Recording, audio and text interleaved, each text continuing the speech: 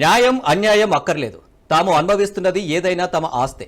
గత ప్రభుత్వం చేసిన చట్టం ప్రకారం తమకు చెందిన ఆస్తిని ఇప్పుడు కొత్త చట్టం చేసి తీసుకుంటామంటే ఎలా? ఇలా వక్ఫ్ అనే పాత చట్టాన్ని సవరించి ఉమీద్ అనే కొత్త చట్టం తెచ్చినంత మాత్రాన మేము అంగీకరిస్తామనుకుంటే పొరపాటు. ఖచ్చితంగా కోట్లాడి తీరుతాం. మళ్ళీ మాకంటూ ఓ రోజు వస్తుంది.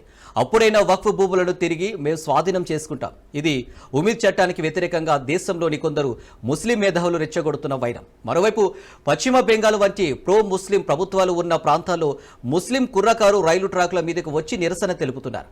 ఇలాంటివన్నీ దేనికి సంకేతం? పార్లమెంటు చేసిన చట్టాన్ని వ్యతిరేకిస్తే పాలనను గాడిన పెట్టాల్సింది ఎవరు?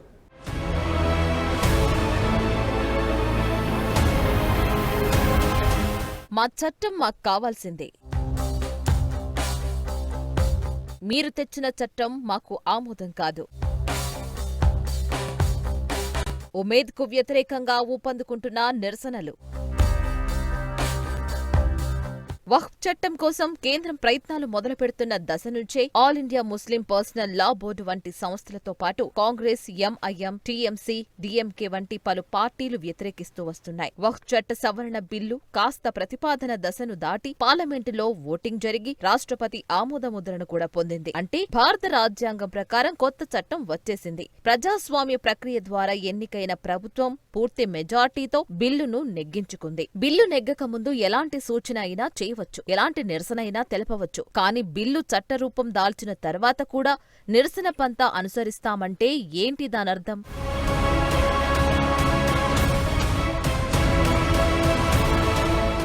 ఆ నిరసనలు కూడా ఎవరో కొందరు ఆవేశపరుల గుంపు రోడ్ల మీదకు వచ్చి హంగామా సృష్టించింది అంటే అలాంటివి తొలి దశలో సహజమే అని భావించొచ్చు. కాని మత పెద్దలు తరతరాలుగా భారతదేశం ఉప్పు తింటూ భారత ప్రజలతో మమేకమవుతూ ఈ గడ్డనే సర్వస్వంగా భావించిన వారు కూడా వక్ఫ్ అనే పాతకాలపు పాత చింతకాయ పచ్చడే కావాలని, తాము ఇక ఎప్పటికీ అప్డేట్ కామని, కావాల్సిన అవసరం కూడా లేదు అనే పంతం పడుతూ సగటు ముస్లిం కుర్రకారులో ఏవేవో విషబీజాలు నాటే ప్రయత్నం చేస్తున్న వైనం కళ్లకు కడుతోందంటున్నారు సామాజిక శ్రేయోభిలాషులు.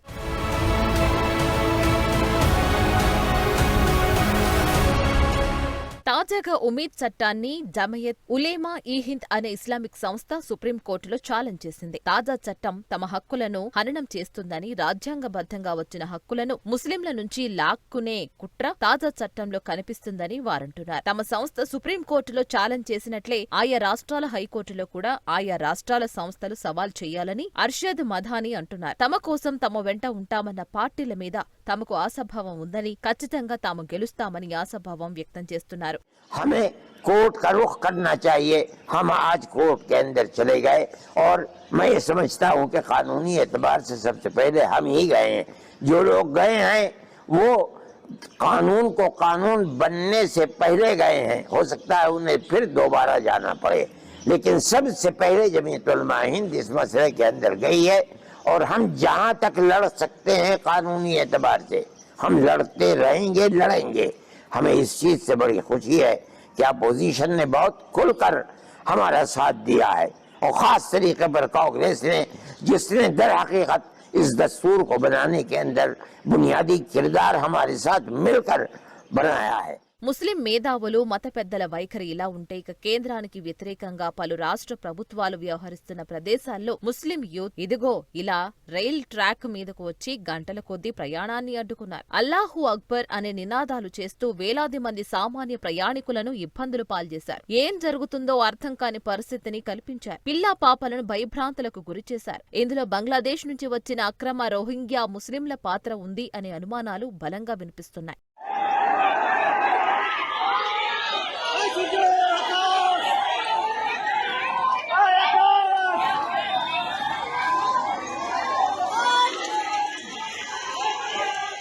పశ్చిమ బెంగాల్లో రైళ్ల మీద దాడులు చేస్తున్నా ఇప్పటి వరకు మమతా బెనర్జీ ఎలాంటి చర్యలు తీసుకోలేదు. తాజా ఘటనలో కూడా మమతా సర్కార్ ఎలాంటి చర్యకు ఉపక్రమించలేదు. గతంలోనూ వందే భారత్ రైళ్ల మీద దాడులు జరిగాయి. ఇలా కేంద్ర ప్రభుత్వం తీసుకువచ్చిన చట్టం మీద ప్రజల్లో అపోహలు సృష్టిస్తే ఎలా అన్న అభిప్రాయాలు బీజేపీ నుంచి వినిపిస్తున్నాయి. మమతా బెనర్జీ లాంటి ముస్లిం సంతుష్టీకరణ కోసం పాకులాడే నాయకులకు గాని పార్టీలకు గాని ఇకపై కాలం చెల్లిందని, హిందువుల కోసం ఎవరైతే పని చేస్తారో ఆ ప్రభుత్వాలు మాత్రమే ఏర్పాటవుతాయని ఉందని పశ్చిమ బెంగాల్ బీజేపీ అధ్యక్షుడు సువేందు అధికారి అంటున్నారు. हिंदुस्तान में हिंदू ही राज करेगा और जो हिंदू हित में काम करेगा वही अगला दिन बंगाल में राज करेगा. బెంగాల్లో మాత్రమే కాదు అటు రాష్ట్రపతి పాలన నడుస్తున్న మణిపూర్లోనూ ముస్లింలు రోడ్ల మీదకి వచ్చి ఆందోళన చేస్తున్న వీడియోలు సోషల్ మీడియాలో చక్కర్లు కొడుతున్నాయి. దశాబ్దాలుగా కుకీలు మైథిల మధ్య జాతి వైరం లాంటిది నలుగుతుందని సామాన్య ప్రజలంతా భావిస్తూ ఉండగా కుకీలు మైథిలీలు కాకుండా ముస్లింలు ఎలా రోడ్ల మీదకు వచ్చి నిరసన తెలుపుతున్నారో చూడండి.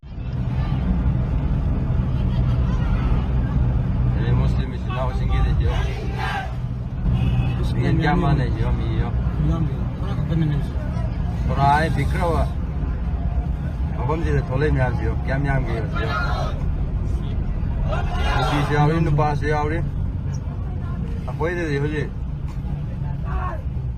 మణిపూర్లో మైతీలు కుకీలు మాత్రమే తలపడుతున్నారని అక్కడ ఇస్లామిక్ డిమాండ్లేమీ లేవని అనుకుంటే పొరపాటే అంటున్నారు. ఒక వర్గానికి చెందిన సామాన్య పౌరులు రోడ్ల మీదకు వచ్చి మరో వర్గానికి వ్యతిరేకంగా విద్వేషాలు ప్రదర్శించడం, రెచ్చగొట్టేలా ప్రసంగాలు వినిపించడం, వక్ఫ్ ను అడ్డుకునే పేరిట పరిధి దాటి వ్యవహరించే కుట్రలకు పాల్పడితే అప్పుడేంటి పరిస్థితి అని కామన్ మ్యాన్ ఆందోళన చెందుతున్నాడు. మణిపూర్ ఘటననే తీసుకున్నా రిజర్వేషన్ల కోసం తమలో తాము తగువులాడుకుంటున్న మైథిలీలు కుకీల్లో వక్ఫ్ చట్టం కోసం ఉద్యమిస్తున్న ముస్లిం సంఘాలపై వ్యతిరేకత తలెత్తితే అప్పుడు పరిస్థితి ఎలా ఉంటుందో ఆలోచించారంటున్నారు సామాజిక శ్రేయోభిలాషులు. ప్రభుత్వం తీసుకువచ్చిన ఒక చట్టాన్ని ఆసరా చేసుకుని సాటి ప్రజలను టార్గెట్ చేసే దుష్ట శక్తులకు అవకాశం ఇవ్వొద్దునని ప్రజలే ఎన్నుకున్న ఓవైసీ లాంటి ప్రజాప్రతినిధులు కూడా పార్లమెంటు చట్టాన్ని గౌరవించకపోతే ముందు ముందు చాలా తీవ్రమైన పరిస్థితులు ఏర్పడే ప్రమాదం పొంచి ఉందంటున్నారు.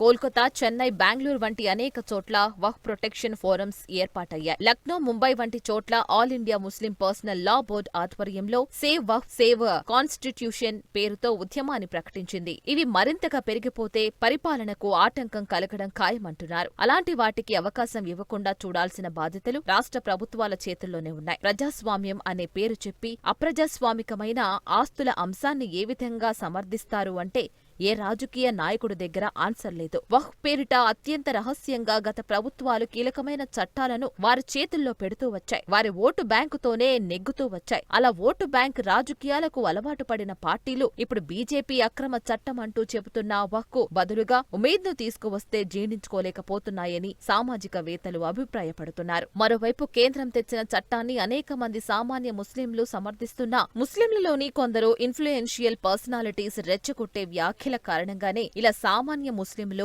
అపోహలకు గురవుతున్నారు అన్న వ్యాఖ్యలు వినిపిస్తున్నాయి. మరి ఇలాంటి చర్యల వల్ల ఏం సాధించదలుచుకున్నారో చూడాల్సి ఉంది.